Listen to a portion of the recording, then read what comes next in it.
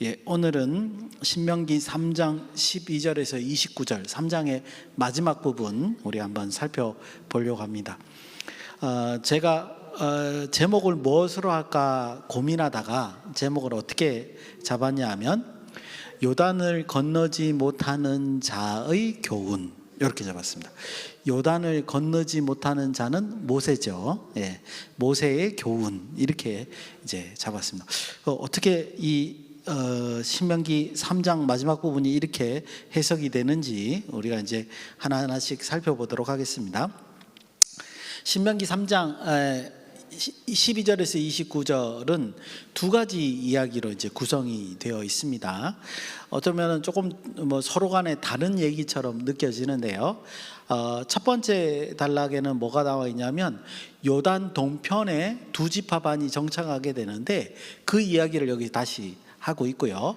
그것과 함께 또 무슨 얘기를 하냐면 모세가 요단을 건너지 못하게 됐다는 사실, 그 얘기를 같이 이제 곁들이고 있습니다. 그러니까 우리가 겉으로 보기에는 두 얘기가 전혀 다른 얘기처럼 느껴지죠. 근데 이제 제가 이 부분을 해석하면서 이제 초점을 두는 것은 뭐냐면 이 두 얘기가 민수기에 등장했다는 거예요. 이미 알고 있는, 새로운 얘기가 아니라 알고 있는 얘기를 여기서 하고 있다는 겁니다. 또 하나 독특한 점은 뭐냐면 요단강 동편의 두 지파 반이 땅을 분배받는 사건과 모세가 요단강을 건널 수 없다는 걸 아는 사실, 그 두 가지의 사건, 여러분들 그 모세가 못 건넨 건 무리바 사건이잖아요. 무리바 사건이 민수기 20장, 그 다음에 요단강 동편의 땅을 분배받는다는 사건이 민수기 32장. 즉 그 무리바 사건은 굉장히 오래전 얘기예요. 시간적으로 따지면 어쩌면 2년 정도 시간이 그러니까 2년 전의 사건이란 말이죠. 예. 그런데 이 본문에선 순서가 뒤바뀌었어요. 요단강 동편의 땅을 분배받는 얘기가 먼저 등장하고 그 다음에 그 모세가 요단강을 건너지 못한다는 사실 얘기가 뒤에 등장한다는 거죠. 즉 이 말은 이렇게 순서가 뒤바뀌었다는 거고요. 그리고 굳이 또 이렇게 오래전 얘기를 꺼낸다고 하는 것은 모세가 특별히 뭐 한다는 거예요? 이 광야 2세대들에게 이 사건을 전달하면서 목적이 있었다는 걸 이제 우리가 이해해 볼 수 있다는 겁니다. 그러니까 오늘 말씀도 민수기의 사건과 비교해 보면서 도대체 모세가 지금 광야 2세대에게 이 사건, 굳이 시간을 바꿔가면서까지 얘기하는 목적이 무엇이냐, 이런 것들을 한번 묵상해 보려고 합니다. 말씀드렸듯이 첫 번째 단락은 12절에서 22절 그 요단강 동편에 이제 땅을 분배받는 사건이고요. 이제 두 번째 단락은 23절에서 29절 요단을 이제 모세가 요단을 못 건너게 되었다라는 사건, 이제 하나씩 보시겠습니다. 첫 번째 단락입니다. 앞에 말씀드린 대로 민수기 32장에 기록되어 있는 요단강 동편의 땅을 분배받는 사건과 이 두 개를 비교해서 도대체 이 신명기에서는 모세가 이 얘기를 왜 꺼냈을까, 이걸 한번 보려고 합니다. 먼저 이제 그것을 살펴보기 전에 전부 다 읽을 수는 없기 때문에 이제 세 절, 12절, 13절, 14절을 제가 읽고 이제 설명을 드리겠습니다. 여러분들 눈으로 봐주시고요. 제가 읽으면서 특별한 부분을 강조할 테니까요. 그때 이 강조가 무슨 의미인가를 생각하시면서 한번 보셨으면 좋겠습니다. 12절부터 제가 읽겠습니다. 그때 우리가 이 땅을 얻음에 아르논 골짜기 곁 아로엘에서부터 길라 산지 절반과 그 성읍들을 내가라고 강조를 했어요. 내가 르우벤 자손과 갓 자손에게 주었고 길르앗 남은 땅과 옥의 나라에 있던 아르곱 온 지방의 곧 온 바산으로는 내가 므낫세 반지파에게 주었노라. 이렇게 이제 내가를 특별히 강조하고 있습니다. 여기서 내가는 모세죠, 그죠? 모세가 지금 두 지파 반에게 땅을 그렇게 줬다, 이런 얘기를 하고 있습니다. 그 다음에 이제 괄호가 되어 있는데 바산을 옛적에는 르바임의 땅, 르바임은 이제 거인 족속이었죠. 우리 지난번에 보는 거인 족속의 땅이다, 이렇게 부르더니 14절 므낫셋의 아들 야일이 그술 족속과 마아가 족속의 경계까지의 아르곱 온 지방을 점령하고 자기의 이름으로 이 바산을 오늘날까지 하봇 야일이라고 불러오니라. 이렇게 이제 설명하고 있습니다. 그러니까 르바임의 땅이 하봇 야일이라고 이름이 바뀐 거예요. 그걸 여기서 강조하고 있는 것을 볼 수 있습니다. 자, 그래서 지금 이제 신명기의 말씀을 12절, 14절을 봤습니다.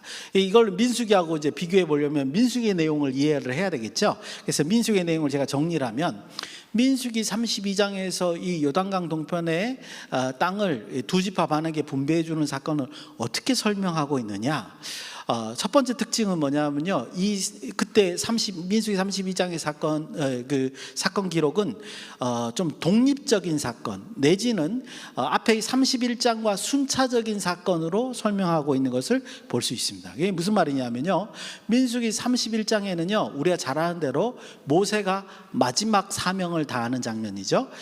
미디안 족속과 원정으로 600km 떨어져 있는 북쪽으로 올라가서 원정으로 전쟁하고 돌아오는 장면이 민수기 31장에 있습니다. 그러니까 민수기 31장은 전쟁 이야기고, 민수기 32장은 요단강 동편의 두 지파 반에게 땅을 분배하는 얘기고, 전혀 서로 다른 독립적인 이야기로 소개되고 있습니다. 다만 시간적으로 모세가 먼저 땅을 모세가 그 미디안 땅을 공격한 거가 먼저고, 그 다음에 두 지파 반이 땅을 분배받았구나, 이렇게 이제 이해해 볼 수 있죠. 그래, 시간 순서대로 독립적인 이야기가 이렇게 서술되는 것 같이 보입니다. 굳이 두 사건을 연결하자면 아마도 31장에서 전쟁에 승리하고 난 다음에 많은 가축을 이제 노략물로 받죠. 그래서 이스라엘 백성이 갑자기 가축이 많아지게 됩니다. 그래서 아마 그것 때문에 요단강 동편에 있는 두 지파 반이 우리는 여기서 그냥 목양을 좋아하니까 여기서 정착해야 됐다, 이 생각을 했을 것 같다, 이런 추측만 가능하죠. 이런 추측으로 민수기 31장과 32장을 연결해 볼 수는 있습니다. 하지만 그 외에는 서로 다른 얘기가 지금 기록되어 있는 것을 우리가 볼 수 있습니다. 또 하나요, 민수기 32장에서는요 이 지금 요단강 동편의 두 지파 반이 지금 땅을 분배받는 사건에 대해서 조금 색다른 관점에서 설명하고 있습니다. 그게 뭐냐면, 모세가 이 얘기를 딱 듣자마자 어떻게 반응하죠? 굉장히 민감하게 반응합니다. 그 이유는 우리가 지난번에 봤다시피 어떤 거예요? 민수기 13장에서 14장에 있는 그 정탐꾼 사건 아시잖아요. 이스라엘 백성이 하나님을 배반한 사건, 그걸로 이해하라는 거예요. 너희 광야 2세대가 또 한 번 여호와를 거역하려고 하느냐, 왜 요단강을 건너지 않으려고 하느냐 이거죠. 그렇게 받아들이고 그 문제를 순차적으로 잘 풀어내는, 그는 갈등적인 요소로 이해를 하고 풀어내는 그런 방식으로 민수기 32장에는 이 사건을 설명하고 있었습니다. 그런데 신명기에 오니까요, 첫 번째, 적어도 이 신명기 지금 3장의 후반부에 나와 있는 얘기는 이 사건을 갈등적인 요소로 해석하고 있지 않습니다. 오히려 제가 아까 읽었던데 12절과 13절에 뭐가 나와요? 내가 그들 각 지파들에게 두 지파 반에게 땅을 분배해 줬다. 오히려 모세가 그들에게 땅을 분배해 줬다, 이렇게 설명하고 있습니다. 우리가 봤을 때 좀 독특하거든요. 하나님이 땅을 분배해 줬지 않고 어떻게 모세가 분배해 준 것처럼 표현이 돼 있냔 말이죠. 그럴 때 이상한데, 제가 볼 때는 이 문맥이 어떤 의미냐면, 이때 내가 분배해 줬다는 뜻이 뭐예요? 내가 증인이 됐다는 거죠. 하나님이 이 땅을, 요단강 동편의 땅을 분배해 줬는데 그들의 약속을 기반으로 해서 내가 증인이 돼서 이 땅을 각각 분배해 줬다, 그런 표현으로 내가라는 말을 이해하는 게 적당해 보인다는 겁니다. 그래서 모세는 신명기 여기에서는 광야 2세대들에게 얘기할 때는 그 사건을 갈등적인 요소로 설명하고 싶지 않은 거예요. 다른 강조점을 두고 설명하려고 하는 것으로 보인다는 겁니다. 도대체 그러면 어떤 사건으로 이해하고 싶으냐? 여러분들 이 바로 위에 있는 사건, 지금 신명기 3장 12절 바로 위에 있는 사건과 연결해서 이해해야 돼요. 12절 바로 위에 있는 사건이 뭐죠? 요단강 동편에 두 왕을 물리친 사건이잖아요. 하나님의 기적적인 능력으로 왕벌을 보내가지고, 지난주에 보셨죠, 그죠? 왕벌을 보내서 그 강한 민족들을 물리친 사건이 기록이 돼 있잖아요. 그러니까 지금 여기에서 강조하고 싶은 거는 뭐냐면, 요단강 동편에 너희 두 지파 반이 받은 이 땅이 어떻게 얻게 된 거냐? 앞에 뭐라고요? 하나님이 왕벌을 보내서 그 두 왕을 물리쳤기 때문에 너희들이 이 땅을 분배받는 것이 아니냐, 이런 강조점을 말하고 싶은 거예요. 민수기에서는 그들의 요청이 분쟁적인 요소, 혹시 민수기 13장 같이 그렇게 하나님께 징계받을 일이 생기지 않을까, 모세가 그런 거 걱정을 하면서 말을 했다면, 신명기에서는 그런 의도로 말하는 게 아니라 앞에 뭐예요? 두 왕을 기적적으로 이긴, 그 전쟁 이긴 사건을 그 뒤에 너희가 이랬기 때문에 땅을 분배받은 것이다, 이렇게 연결해서 설명하고 있다는 거죠. 여러분들 그러고 보니까요, 저도 이걸 보면서 깜짝 놀랐습니다. 12절에 보면 이런 표현이 있죠. 아르논 골짜기 곁에 아로엘에서부터 길르앗 산지 절반과 그 성읍들. 지금 여기서는 뭐라는 거예요? 요 성읍들을 분배받았다, 너희가 분배받았다, 이렇게 설명하는 건데, 요 문구가요 앞에 2장 36절에 비슷하게 등장합니다. 똑같지는 않지만 뭐요? 유사하게 등장을 합니다. 또요, 우리 책에는 13절이죠. 13절, 신명기 3장 13절에 이렇게 돼 있죠. 옥의 나라였던 아르고 온 지방의 곧 온 바산, 너희가 이 땅도 분배받았지 않았냐, 이렇게 설명하는 부분인데, 요 얘기가 3장 4절에 보면 등장합니다. 근데 금방 제가 말씀드렸던 2장 36절이나 3장 4절은 뭐예요? 땅을 하나님의 그 기적적인 그 왕벌을 보내가지고 그 땅을 승리했다, 그래서 그 땅을 차지했다라는 개념으로 설명하는 부분이거든요. 그러니까 앞에는 전쟁 승리 장면, 뒤에는 땅을 분배받는 장면, 이거 두 개의 같은 지역의 이름을 언급함으로써 너희가 하나님께서 이 땅을 주셨기 때문에 너희가 분배받은 것이다, 이거를 강조하는 것으로 보여진다, 이렇게 말씀드릴 수 있습니다. 그 다음에요, 또 여기서도 강조점이 또 들어가는 거 있습니다. 여러분들 13절 뒷부분에 보면 괄호로 돼 있죠. 원래 성경에 13절 후반부부터 14절까지 다 괄호로, 한글 성경에는 괄호로 쳐져 있는데, 원래 히브리 성경에는 괄호 같은 게 없습니다. 근데 지금 한글 성경을 번역하는 사람이 괄호로 이렇게 표시를 했습니다. 아마도 그 이유가 뭐냐 하면, 요거는 부연 설명이다, 부가적으로 설명하는 내용이다라는 걸 표시하는 것 같아요. 거기에 뭐라고 표현이 되어 있느냐면 이런 거죠. 하나님의 주권적인 역사로 승리한 전쟁의 결과로서 르바임 땅, 거인 족속의 땅이라고 불려졌던 그 도시들의 이름이 뭐로 바뀌었다는 거예요? 하봇 야일이라고 불리게 되었다, 이 말을 지금 설명해 놓고 있지 않았습니까? 그렇죠? 하봇 야일, 야일은 사람의 이름이고요, 하봇이라는 말은 무슨 뜻이냐면 장막들이라는 뜻입니다. 텐트들이라는 뜻입니다. 그러니까 야일의 장막들이라는 뜻이죠. 자, 그럼 보시면 뭐예요? 거인 족속의 땅이 야일의 장막들로 변했다는 거죠. 즉 하나님이 전쟁에 승리하게 해주셔서, 야일이라는 사람은 이스라엘 사람이에요, 그죠? 므낫세 지파의 사람으로 보이는데 야일의 장막들로 변하게 해주셨다, 이렇게. 그러니까 그 전쟁의 승리의 결과로 요단강 동편을 너희들이 분배받게 된 거다, 이거를 강조하는 것으로 우리가 이해해 볼 수 있습니다. 또 있습니다. 20절이죠. 20절 제가 또 읽고 또 다른 강조점을 또 말씀을 드릴게요. 지금까지 설명했던 것을 바탕으로 해서 20절을 읽으면요, 완전히 다르게 느껴져요. 원래 그냥 제가 설명 없이 그냥 20절을 읽게 되면요, 어떤 느낌이 드냐면, 우리가 민수기 32장 내용을 이미 알고 있기 때문에 어떻게 들리냐면, 요단강 동편에 너희 두 민족이 전쟁할 때는 요단강 서편으로 가가지고 전쟁을 다 싸워주고 그 전쟁이 끝나면 너희 땅으로 다시 돌아가, 이렇게 하는 내용으로만 이해가 가요. 그런데 제가 앞에 설명했던 것을 바탕으로 해서 20절을 읽으면 다른 강조점이 보입니다. 20절 제가 읽겠습니다. 여러분들 한번 잘 들어보십시오. 첫 번째 부분에 강조점이 있습니다. 여호와께서 너희에게 주신 것 같이, 지금 누구한테 얘기하는 거예요? 요단강 동편의 두 지파에게 얘기해요. 너희들에게 땅을 분배해 준 것 같이 너희 형제에게도, 나머지 9지파 아니죠, 형제에게도 안식을 주시리니 그들도 요단 저쪽에서 너희 하나님 여호와께서 그들에게 주시는 땅을 받아 기업을 삼기에 이르거든 너희는 각기 내가 준 기업으로 돌아갈 것이라 하고, 이렇게 됩니다. 강조점이 어디 있어요? 이 얘기죠. 예, 여기서 모세가 요단강 동편에 있는 두 지파 반에게 이 얘기예요. 너희가 지금 하나님의 은혜로 땅 분배 받았잖아. 그래서 여기서 안식을 누릴 것이잖아. 그런데 나머지 9지파 반은 요단강 서편에서 땅을 거기 정복하고 땅 분배를 받게 할 거야. 너희하고 똑같이 그렇게 하나님이 하실 거야. 그렇다면 너희에게도 뭐가 있다는 거예요? 전쟁에 가담할 의무가 있다는 거죠. 어떻게 너희 형제들은 아직 안식하지 못했는데 너희 혼자만 안식할 수 있겠어? 당연히 먼저 받았으니까 그 다음에는 전쟁에 같이 참여해서 다른 형제들도 안식할 수 있도록 해줘야 되는 게 합당하지 않니? 이런 말이 20절의 의미라는 거죠. 즉 이스라엘의 모든 지파는 하나의 공동체로서 하나님의 안식을 누리는 공동체가 되어야 된다.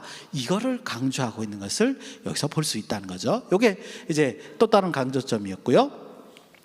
또 21절에서 22절에도 이번에는 이제 여호수아에게 모세가 얘기하는 장면입니다. 거기에도 또 다른 강조점이 있어 보입니다.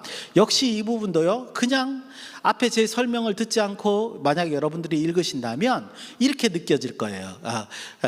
하나님께서 함께 하시니까 너는 어디 가든지 전쟁에 승리할 거야. 이렇게 모세가 여호수아에게 격려하는 내용으로 읽혀질 수 있습니다. 예. 그래서 이제 보시면 뭐 하나님께서 요단 서편의 전쟁도 이와 같이 요단강 동편에 있는 전쟁과 같이 승리하게 해주신다. 뭐 이런 내용이 담겨져 있기 때문에 그렇죠. 그런데 조금 더 생각해 보면요, 이거는 무슨 의미냐면 모세가 그 다음 책무 지도자로서 책무를 받은 여호수아에게 이런 얘기를 해주는 것 같이 느껴진다는 거죠. 좀 더 깊은 의미가 있다는 거예요. 어떤 의미냐? 너 이스라엘과 함께 하시는 여호와라는 개념을 너는 어떻게 이해하는 거니? 봐봐, 요단강 동편에서 이렇게 기적적으로 왕벌을 보내서 승리하게 하시고 그 다음에 요단강 동편에 두 지파 반을 분배하게 했잖아. 똑같이 요단강 서편에도 그렇게 할 거야. 너 그럴 때 지도자로서 도대체 어떻게 이해해야 돼? 네. 하나님이 함께 하시면 반드시 승리해. 네가 지도자가 된다고 해서 그런 거 두려워할 필요 없어. 그냥 하나님께 맡기고 너는 나가기만 하면 돼. 이렇게 이해를 시키는 거라는 거죠. 즉 모세가 지금 여호수아에게 이 권면과 충고를 하는 이유가 뭐냐 하면요, 그 이유가 뭐예요? 네. 하나님의 그 기적적인 역사를 해석할 수 있어야 된다는 거예요. 이해할 수 있어야 된다는 거예요. 그냥 승리를 주셨다, 하나님 감사합니다, 이걸로 끝나는 게 아니라 이런 역사가 우리에게 일어나는 이유가 뭐냐는 거죠. 그래서 그것을 너는 리더로서 그것을 해석할 수 있어야 돼 라고 해석해 주는 게 아니냐는 거죠. 네, 그런 깊은 의미가 여기에 담겨져 있다라는 생각이 듭니다. 이제 마지막입니다. 두 번째 단락이죠. 23절에서 29절. 여기가 내용이 참 간단하지만 말들이 많은 이제 장면입니다. 내용인즉슨 뭐냐면 모세가 가나안 땅으로 들어가고자 했는데 하나님께서 너는 못 들어가, 이렇게 했던 그런 장면이죠. 하필이면 또 신명기 23절에서 지금 3장 23절에서 표현하는 건 뭐냐면 모세가 특별히 하나님께 기도했다는 거예요. 하나님, 저도 하나님께서 주신 그 약속의 땅에 한번 들어가 보고 싶습니다. 뭐 아마 내용은 없지만 그래서 하나님의 약속이 참말로 된다는 걸 제가 느끼고 실제로 경험해보고 하나님께 찬양하고 싶습니다. 뭐 이런 소원을 아는 거예요. 그랬더니 하나님이 그게 족하다 거절을 하시는 그런 장면입니다. 그런데 여기 이 파트가 왜 이렇게 말이 많으냐 하면요, 이게 이제 민수기 20장에도 소개되고 있는데 민수기 20장의 설명과 여기의 설명이 약간 뉘앙스가 달라요. 무슨 소리냐면 민수기 20장 12절에 의하면요, 왜 하나님께서 모세와 아론을 가나안 땅에 못 들어가게 했냐면 이렇게 표현이 되어 있습니다. 이스라엘들 자손들 앞에서 이 두 사람이 하나님을 믿지 않고, 그렇게 표현되어 있습니다. 믿지 않고 여호와의 거룩함을 드러내지 못했기 때문이다, 이렇게 설명이 되어 있어요. 그래서 민수기 20장에서는 모세와 아론이 잘못해서 가나안 땅을 못 들어가는 걸로 설명이 되어 있단 말이죠. 그런데 지금 여기 25절 26절, 오늘 지금 3장 25절 26절은 설명이 약간 달라요. 그죠? 제가 한번 읽어보겠습니다. 잘 보시기 바랍니다. 25절입니다. 구하옵나니 나를 건너가게 하사 요단 저쪽에 있는 아름다운 땅, 아름다운 산과 레바논을 보게 하옵소서 하되. 이런 말 하는 거 보면 모세가 굉장히 진짜 들어가고 싶었던 것 같아요, 그죠? 뭐 여러 가지 심정이 섞여 있는 것 같은데 여기 분명히 이제 표현이 안 돼 있습니다만, 예를 들어서 자기가 진짜 경험해 보고 싶은 것도 있고, 또 하나는 이제 이스라엘 이 백성들이 못 믿을 애들이잖아요, 그죠? 그러니까 얘네들을 이제 그 하나님의 축복 속에 넣고 싶어서 그런 끝까지 인도해 보고 싶은 그런 욕망도 있을 수 있고, 뭐 여러 가지 이제 이 내용이 함축되어 있는 25절의 그런 기도로 보여집니다. 26절에 여호와께서 너희, 지금 모세가 얘기하는 거예요. 여호와께서 너희 때문에, 이스라엘 백성들 때문에 내게 진노하사 내 말을 듣지 아니하시고 내게 이르시기를 그만해도 족하니 이 일로 다시 내게 말하지 말라. 이렇게 이제 말하는 장면입니다. 26절에 보니까 누구 잘못같이 느껴져요? 이스라엘 백성이 잘못한 것 같이 느껴져요. 이스라엘 백성이 잘못해서 내가 징계를 받았다라는 것처럼 느껴집니다. 그러니까 민수기의 설명과 신명기의 설명이 서로 뭐요? 조금 다르죠, 그죠? 그렇게 느껴집니다. 그런데 실제로 그 26절에 등장하는 여호와께서 너희 때문에 진노하게 하사라는 말은 히브리어 원문을 보니까요, 약간 번역적인 문제인 것 같아요. 즉 번역을 어떤 방식으로 해석하느냐, 거기 이제 전치사를 어떻게 해석하느냐, 그거에 따라 좀 다른 것 같습니다. 제가 이제 찾아보니까요, 그 원문을 보니까 이렇게 해도 번역이 가능합니다. 여호와께서 너희와 관련하여 내게 진노하사, 이렇게도 번역이 가능합니다. 그러니까 너희 때문에 내게 진노했다라는 뜻이 아니라 너희와 관련된 일 때문에 내게 진노하셨다, 이렇게도 번역이 가능하다는 거죠.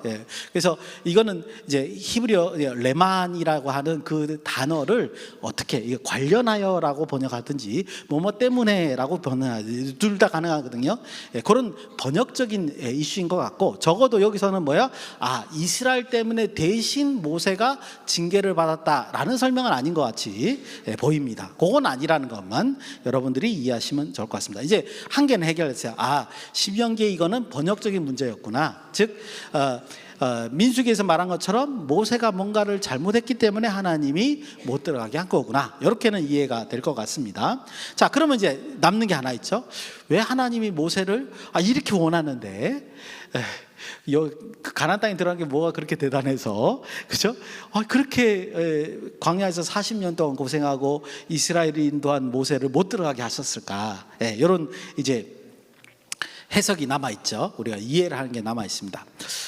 불행히도 우리 성경은 그 부분에 대해서 자세히 설명하지는 않습니다. 그래서 성경에 있는 다른 사건들을 중심으로 해서 이걸 해석해 보는 방법밖에 없는데, 이것을 설명해 주는 기준이 되는 사건이 제가 생각할 때는 레위기 10장 사건으로 보입니다.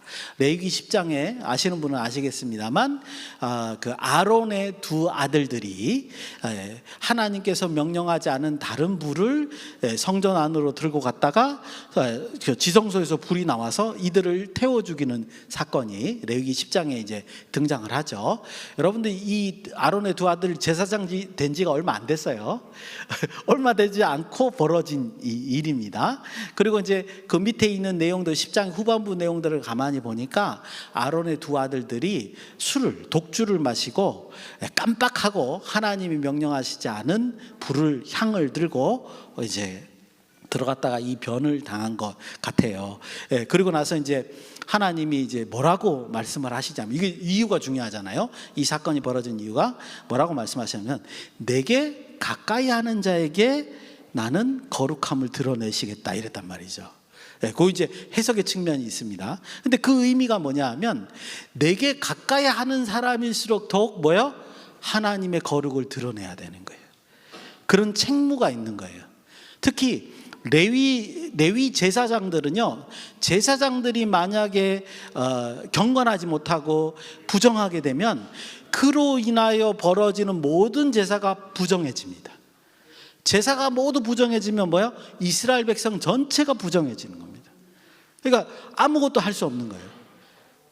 그 부정한 자가 하나님과 만나게 되면 어떻게 돼요? 하나님은 심판하실 수밖에 없어요. 그러니까 하나님이 그러면 뭐 어떻게 돼요? 이스라엘 가운데 임재하지 않으시죠. 이스라엘 가운데 임재하지 않으시면 이스라엘 백성들은 하나님의 일을 감당할 수가 없게 되는 겁니다. 그러니까 이 제사장의 거룩은 굉장히 중요한 거죠. 이 리더들의 거룩은 그 하나라도, 작은 거 하나라도 소홀히 했다면 아주 큰 결과를 이제 얻게 되는, 악영향을 끼치게 되는 그런 일들이 벌어지는데, 레위기 10장이 바로 그 사건이다 이렇게 말할 수 있습니다. 그거에 비춰서 보면 민수기 20장 12절에 있는 모세와 아론이 무리바에서 물을 낸 사건은 원래 이렇게 지정만 하라 그랬거든요. 지팡이로 이렇게 지정만 하는데 지팡이로 쳤잖아요, 그죠? 그렇게 간단한 사건이지만 하나님이 뭐라 그러시냐면, 너희들의 그 행위로 말미암아, 우린 현장이 그 장이 없었습니다만 그 행위로 말하여 이스라엘에게 하나님의 거룩을 드러내지 못했다 이렇게 지금 평가하고 계신 걸 봅니다. 여러분들, 이게 죄는 아닙니다. 그렇지만 그 사람의 직무가, 일이 하나님의 거룩을 드러내는 일인데 거기서는 굉장히 부적절했다라는 거죠. 마치 모세가 바위를 내리쳐서 물을 낸 것처럼 보일 수 있기 때문에 하나님의 기적에 의해서 물이 나오는 게 아닌 걸로 이해될 수 있어서, 그런 어떤 책무에 관한 그 부정한 일 때문에 하나님이 징계로서 가나안 땅으로 드러나지 못했다 이렇게 이제 볼 수 있습니다. 이렇게 이제 우리가 해석해 볼 수 있는 거예요. 성경에서 구체적인 얘기가 없기 때문에 레위기 10장을 근거로 이렇게 해석해 볼 수 있습니다. 근데 이제 오늘 본문에서 중요한 거는 뭐냐 하면 이거죠. 왜 모세가 이 이야기를 광야 2세대들에게 꺼내놓느냐는 거예요. 이유는 제가 볼 때 이겁니다. 이렇게 말하는 거예요.